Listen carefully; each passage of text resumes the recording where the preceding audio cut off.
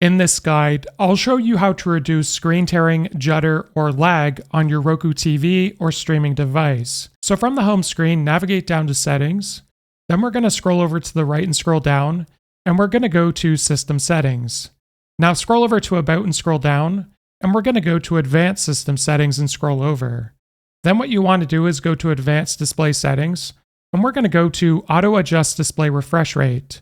So by default, it will be turned off. However, if you change this to on standard mode, as you can see in the bottom right, this will reduce screen tearing, judder, and lag for a seamless viewing experience.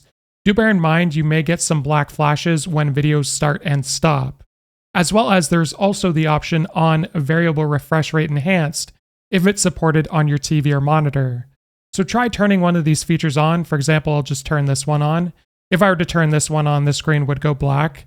But this can help with all those issues mentioned below. If this guide was helpful, like and subscribe, and we'll see you in the next one.